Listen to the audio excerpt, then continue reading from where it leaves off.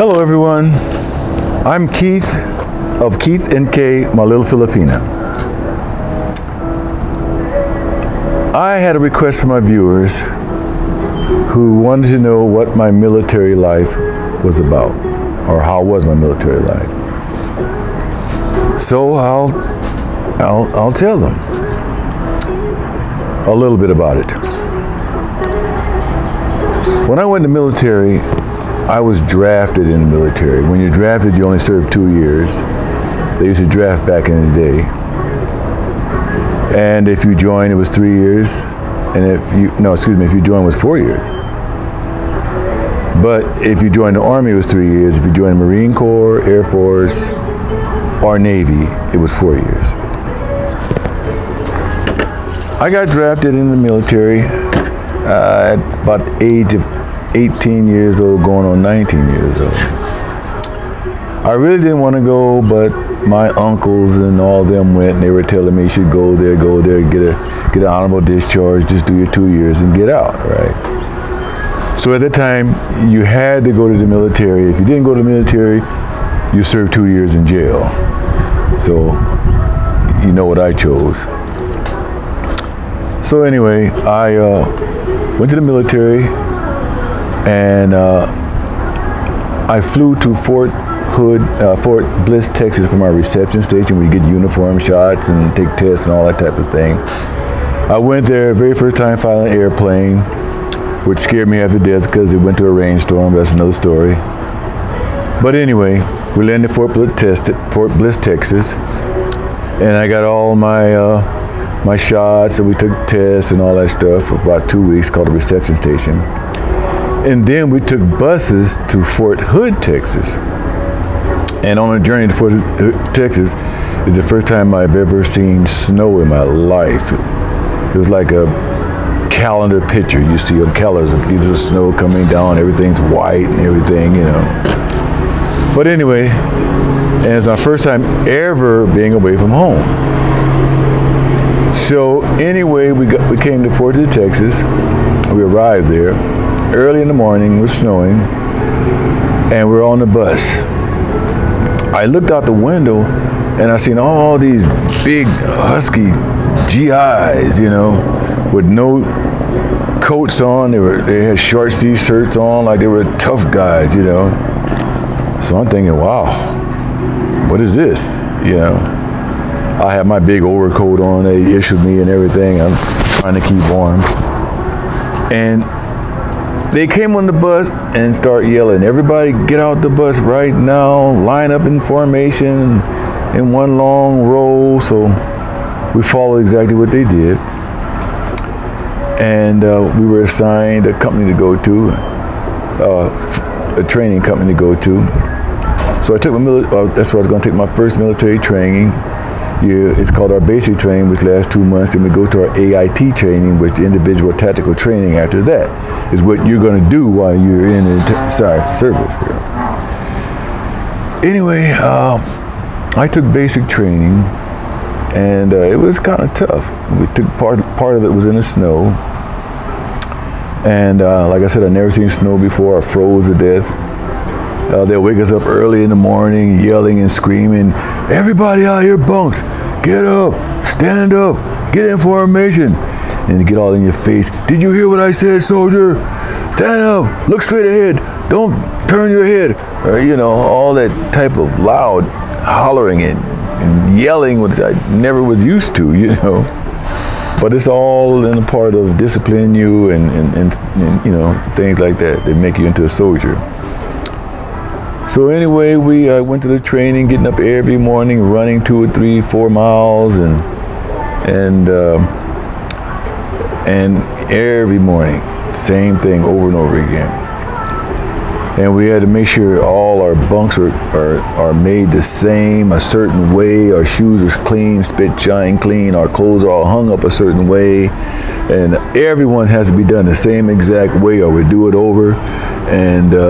And if you didn't do it right, they'll have everybody would suffer. You know, so everyone had to make sure everyone did it right. So anyway, I went to that training. We ran a lot. We yelled a lot while we were marching in cadence and all that. They taught us how to walk in step, and start off with your left foot and your right, left, and all that. We jog and all that. And then we went to the rifle range and took up rifle shooting and teach you how to shoot and kill. And and some of the bad things about it that I witnessed going to the infiltration course, that where everyone lines up and they crawl about 50 yards while machine gun fire is steady shooting over your head. And they tell you, don't stand up. Do not stand up, because every fifth bullet is a live round, So anyway, I had while we were going to that course, they were shooting, and we went through it at night, and every fifth bullet was a light tracer bullet. You could see it. For some reason, one GI stood up and got his head blown off. I witnessed to that. Very traumatic thing. I've never seen anything like that before in my life. You're a young kid, and I was just a youngster when I went in, 19 years old. We're all young men, straight out of high school. And I witnessed that, and it was a very traumatic thing to witness. And so anyway, from then on, we still continued our basic training. They're making soldiers out of you. They would send us and put us in a big auditorium, and they would show us actual scenes of GIs getting killed with their dicks cut off, stuck in their mouth by the Viet Cong. This during the Viet Cong War, by Viet Cong. Actual scenes, actual footage, and that really pissed us off. The lieutenant would get up in front and say, "You see what they're doing to our American GIs? You see what they're doing, and we're gonna let them do that? Are we?" And we yell, "No, sir. Hell no, we're not gonna let them do that." Then they say, "Fall out to the bayonet field." We fall out to the bayonet field where we have a silhouette of the enemy in front of us. Fix bayonets. We put a bayonet on our rifle, which is a long knife on the end of the rifle. And they'll ask us, "What's the spirit of a bayonet killer?" We say, "To kill, to kill, to kill." Steady making killers out of it, And so we had to go to this training, because when you go in combat, you got to be ready to kill or be killed, one of the two. So we went to that training, but they make killers out of you. Then we went to one training where we wore gas masks, and we had to wear a gas mask through a gas chamber. And while we're going to the gas chamber and they disperse the gas in the chamber, they tell us, "A mask!" We put our gas chamber on, and then we go through it. And then for one, a little bit of course through the gas chamber, you had to take off your mask. I took off my mask, and gas got all in my throat, all in my nose, and everything, where I passed out. And that's where I developed heart problems. I started having heart palpitations after that, and had to go to the hospital. So anyway, we went to the basic training, and went to that training, and went to the hospital, and got out. We came down on levee after our AIT training, our individual tactical training, to go over Vietnam right away. 4 months in the military, ready to ship out. We're all packed, ready to ship in a week. All of a sudden, I started experiencing these palpitations in my heart, and I went to the hospital. They didn't wait for me. They shipped right out. They took off to Vietnam. I laid in the hospital for 2 months. I didn't go, and they sent they changed my orders, shipped me new orders to 502nd S&T. I was previously in the 88 transportation, but they sent me to 502nd S&T. They all shipped out. A year later, they all came back. A year later, he spent a tour of duty over a year. The 88 transportation went a year tour of duty over there. They all came back. And I spoke with some of the sergeants that came back. I was looking for my old buddies that I took training with. And they said half of them got wiped out on convoy. They lost their life. They got attacked by the Viet Cong. Oh, that hurt me so much. It hurt me so much, to the point where I felt so guilty, because I should have been with them. I felt at that time I should have been with them. because I took the same training as they took. They went overseas, and I didn't go. So I went to battalion headquarters. I put in a transfer, a 1049 they call it, to go overseas to fight, to kill someone for killing my buddies. That's the way I felt that time. I was really guilty because I didn't go. And they refused it. They turned it down, saying that I was the only sole surviving son and all that. They made jokes that I was too tall, I might give the position away, all that kind of stupid shit. But anyway, I wanted to go, but they would not send me. And that was very tough for me. It really was, because I had lost a lot of friends that I went training with. But then again, I got sick. I got heart problems while I was in the military, and they didn't send me. I went straight to the hospital, and they shipped straight out. I was going, but then again, I didn't go because I got sick while we're in the process of packing and going. They shipped me to the hospital. To this day, I thank God for it, because maybe God had other plans for me, and I thank God for that now that I know better. But at that particular time, I felt real guilty about it. I wanted to go, and that was very traumatic for me.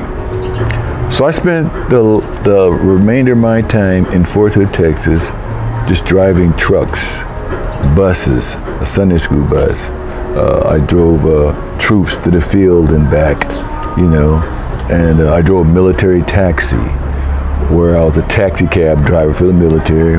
We drove green tactical cars, military cars, but I drove the military taxis, I drove buses, I drove trucks, and I used to go through the housing area where the military people lived, and pick up their kids, take up to Sunday school on a bus, drop them off.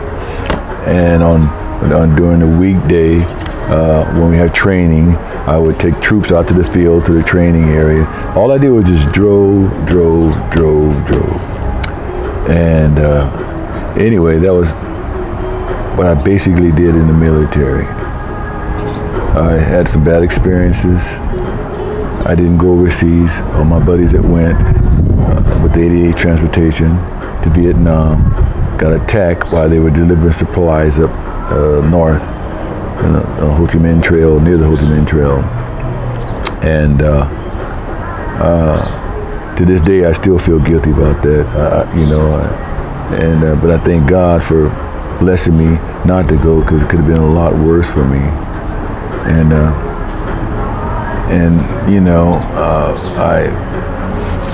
it was very traumatic.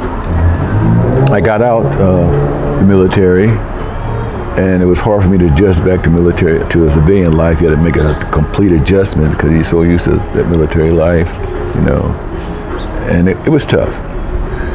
And but I made it through. I thank God for that. And here I am today. Anyway, I'm gonna end this video for now.